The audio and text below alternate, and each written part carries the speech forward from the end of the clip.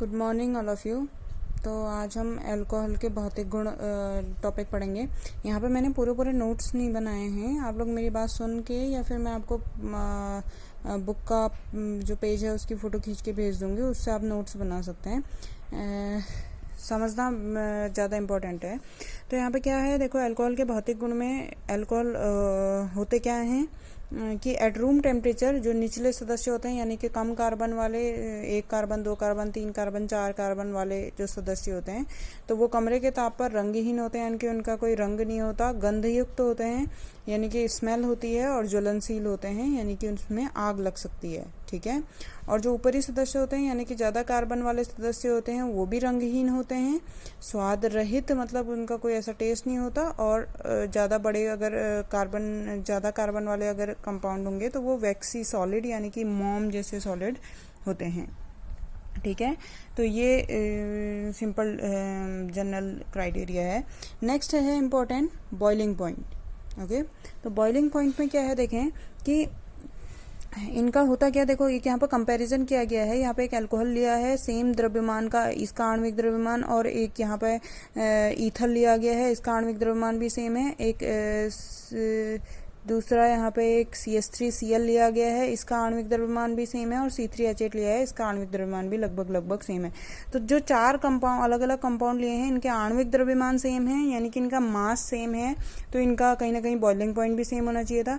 पर हम देखते हैं, देखो अगर हम अल्कोहल को देखें तो इसका 351 केल्विन बॉइलिंग टेम्परेचर है, इधर 249, 231, यानी कि इन लोगों का तो लगभग सेम है भी, फिर भी मतलब इन तीनों का तो फिर भी सेम है। लेकिन अगर आप अल्कोहल का देखें तो इसका सडनली वेरी हाई है, 351 केल्विन टेम्परेचर इसका बॉइलिंग पॉइंट है, यानी कि आपको इसको उबालने के लिए इतना तापमान देना पड़ रहा है। तो इसका रीज़न क्या हो सकता है कि अल्कोहल का अपने जैसे द्रव्यमान वाले अन्य यौगिक से क्वथनांक बॉइलिंग पॉइंट ज़्यादा होता है। ठीक है। तो इसका क्या रीज़न है, देखो अगर मैं यहाँ पे अल्कोहल का मॉलिक्यूल बनाऊँ, ऐसी एक दूसरा भी अल्कोहल का मॉलिक्यूल बना देती हूँ, R की जगह पे कितनी कार्बन की चेन हो सकती है, ऐसी यहाँ पे तीसरा अल्कोहल का मॉलिक्यूल मैं बना देती हूँ, ये बॉन्ड नहीं है। ठीक है।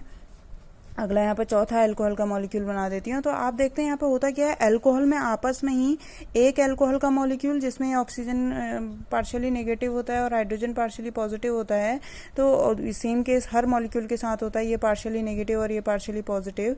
तो होता क्या है, एक मॉलिक्यूल के ऑक्सीजन दूसरे मॉलिक्यूल के हाइड्रोजन के बीच में एक आकर्षण बंध पाया जाता है, जिसको हम क्या कह देते हैं, हाइड्रोजन बंध।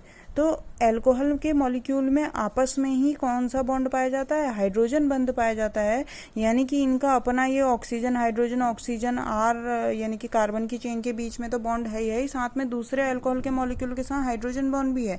तो ये मॉलिक्यूल बहुत आपस में पास रहते हैं, और आपको अगर इसको उबालना है तो आपको ये एक हाइड्रोजन बंध भी तोड़ना पड़ता है, जिसके लिए आपको एक्स्ट्रा एनर्जी देनी पड़ती है और बॉइलिंग पॉइंट हाई हो जाता है।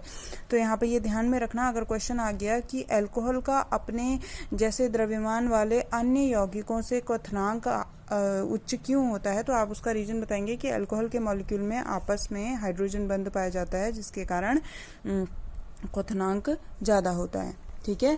अब एक कंपैरिजन यहाँ पे किया है, देखो ये अल्कोहल का ये इसके समावी हैं 1 2 3 4 और 1 2 3 4 1 2 3 4 सारे 4 कार्बन वाले कंपाउंड यहाँ पर आप देख रहे हैं। फिर भी अगर इनके बॉइलिंग पॉइंट को देखें, इसको 391 है, इसका 373 है, उसका 353 है। यानी कि आप देख रहे हैं जैसे जैसे मॉलिक्यूल का साइज घटता जा रहा है। साइज घटने का मतलब है जैसे जैसे शाखा ज़्यादा होती जा रही है, वैसे वैसे बॉइलिंग पॉइंट का मान घटता जा रहा है।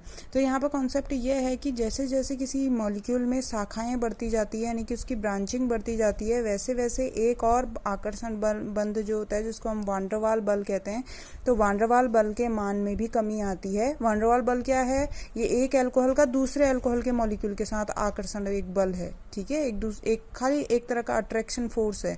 तो होता क्या है, अब यहाँ पे ब्रांचिंग बढ़ गई तो जो मॉलिक्यूल है वो छोटा हो जाएगा और बंधों का दूसरे बंधों के साथ आकर्षण थोड़ा कम हो जाएगा।